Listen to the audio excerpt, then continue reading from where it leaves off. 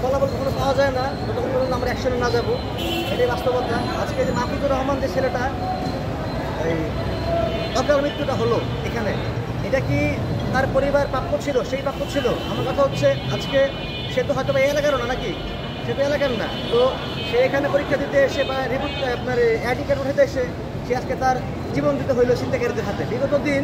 এবং এই গত পরশু দিন বা গতকালকে আগের কথা আমাদের আরেকজন সিনিয়র নেতা বিএনপির 46 নং ওয়ার্ডের বিএনপির সহসভাপতি আবদুল্লাহ ভাই, মোহাম্মদ আবদুল্লাহ ভাই, ওনারও দেখেন এই রকম এরকম ছবি আর অনেক আছে, এই পোস্ট আছে।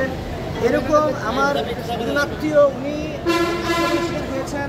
আমরা জানি এই কাজগুলো বেশিরভাগ ক্ষেত্রে এই মাজারের লোকজন করতেছে বলে আমরা এরকম একটা প্রমাণ বা তথ্য পেয়েছি। এছাড়া উপরে তো সমস্যার শেষ নাই। বর্তমানে আমরা দেখতেছি যে এই যে ডেন্ডিখোর, হিরোইনখোর, নেশাখোর, প্যাথেটিখোর যারা আছে, ডায়াবেটিক পোলাপান যারা আছে, তারা আমাদের যাত্রী ছাউনির যে জায়গাটা আছে যেখানে আমাদের যাত্রীরা বাসে উঠার আগে পর্যন্ত নিরাপত্তা একটু অবস্থান গ্রহণ করবে বা বৃদ্ধ যারা আছে, প্রেগনেন্ট মহিলা যারা আছে তারা রেস্ট নেবে, সে জায়গার মধ্যে ইতিমধ্যেই একটা মাদক আসক্তদের একটা আগ্রহ হয়ে গেছে। যে কোনো চিপা গলির মতো এখানেও একটা মানে বিরাট সঙ্গম বলা যায়, মাদক আসক্তদের সঙ্গম হয়ে গেছে। এখানে তারা খাতা নিয়ে বালিশ নিয়ে শুয়ে আছে। এটা তো হতে পারে না, আপনারা সবাই দেখছি।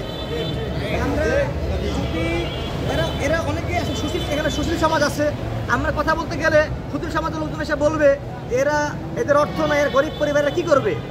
এইভাবে কিন্তু পার পাওয়া যাবে না। এই কথা বলে কিন্তু পার পাওয়া, তারা কী করবে এই বলে কিন্তু কোনো সমাধান হলো না। তাই বলে কিন্তু আমরা তাদেরকে শুয়ে থাকতে দিতে পারি না, ঘুমায় থাকতে দিতে পারি না। কদিন পর তো তাহলে এখানে তারা মশারি বিছাবে, ঘর পাতবে, এখানে তাদের বউ বাচ্চা হবে, এখানে হারিকেন লাগাবে। ব্যাপারটা তো এরকমই হয়ে গেল। বাংলাদেশের আরও 8-10টা জায়গার মতো আলটিমেটলি তো এইখানে এরকমই হয়ে গেল। আমাদের আলটিমেটলি ভালো স্মার্ট নগরায়ণ কবে হবে? আমাদের মানুষ সুষ্ঠুভাবে চলাচল করতে কবে পারবে? এই এলাকার আমাদের দুর্ভোগ ভোগান্তি শেষ কবে হবে?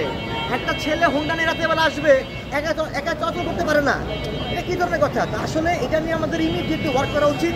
আমি আগেও পরিকল্পনা করেছিলাম, কিন্তু আমার বিশ্বাস এদেরকে কেউ না কেউ তো শেল্টার দিচ্ছে, কেউ না কেউ লালন পালন করতেছে। এ কারা? যারা সন্ত্রাস, চাঁদাবাজ, মাদককে সমর্থন করে তারা কখনোই বিএনপি পরিবারের হতে পারে না।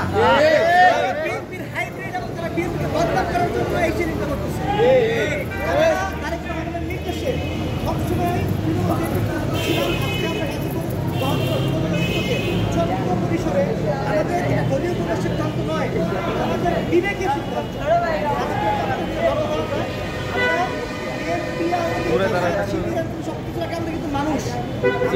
আমাদের যাতে মনের নকশ যাতে নষ্ট না হয়ে যায়।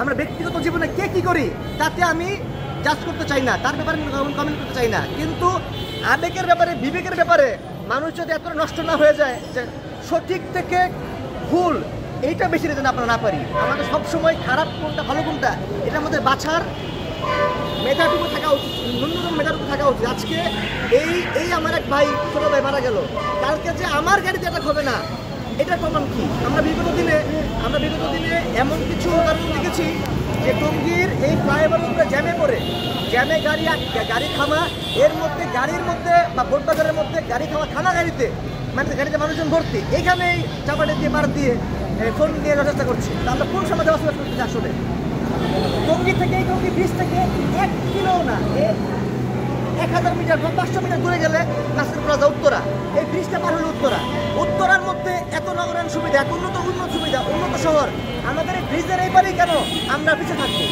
আমরা কেন জমা থাকবো? আমাদের শহরটা কেন একটা উন্নত নগরী হবে না? নগরী সুন্দর করতে হলে সুন্দর হবে মানুষের, মানুষ সুন্দর না হলে কখনো নগর সুন্দর হবে না। The change starts from you.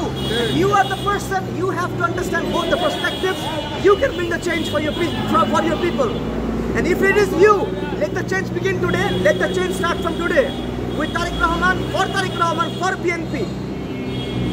ব্যক্তি থেকে দল করা, দল থেকে দেশ গড়া, আমাদের পরিবর্তন থেকেই কিন্তু, আমি আবারও বলছি, আমাদের পরিবর্তন থেকে কিন্তু সমাজ পরিবর্তন হবে, আমার ওয়ার্ড পরিবর্তন হবে, আমার এলাকা পরিবর্তন হবে। তো দেয়ারফর আমরা হয়তো আন্দোলন করে যে চলে গেছে মাহফুজুর রহমান তাকে ফিরিয়ে আনতে পারবো না, তার মার বুক ভরে দিতে পারবো না, কিন্তু আমরা আমাদের ক্ষুদ্র চেষ্টা চালিয়ে যেতে পারি যাতে পরবর্তীতে আর কোনো মার্কল এইভাবে করে খালি না হয়, আর কোনো মাহফুজুর রহমান আমাদের মাঝ থেকে হারিয়ে না যায়।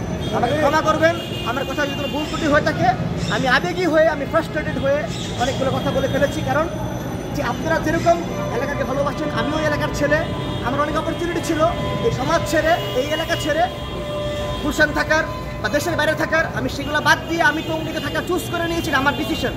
আমি এখানে থেকে what is the great Bangladeshi's dream? If you may ask me, most people will say the great Bangladeshi's dream is to leave Bangladesh. No, if you leave Bangladesh, country will never heal. Your dream should be stay in Bangladesh, heal the country, work for the country, and make it a better place to live for the next generation. আমার কথা যাচ্ছি, আমার প্রশাসনের লোকজন আমাদের সাথে আছে, আপনারা দেখতে পাচ্ছেন ওখানে পুলিশের গাড়ি আছে। প্রশাসনের উদ্দেশ্যে আমার এতটুকু বলার যে আমাদের এই টঙ্গী পূর্ব থানার যে আমাদের ওসি আছেন ফরিদ ভাই, উনি যথাযথ সবসময় আমাদের সাথে সাপোর্টে ছিলেন। আমরা আজকেও তাকে সাপোর্ট আমাদের সাথে ডাক দিয়ে পেয়েছি, তাদের সাথে ভালো সারা পেয়েছি। আমি যখন তার সাথে ব্যাপারটা নিয়ে যোগাযোগ করলাম যে এই যে মাহফুজুর রহমান কী করা হলো, তারা এই ব্যাপারে তারাও নিজেরা শঙ্কিত।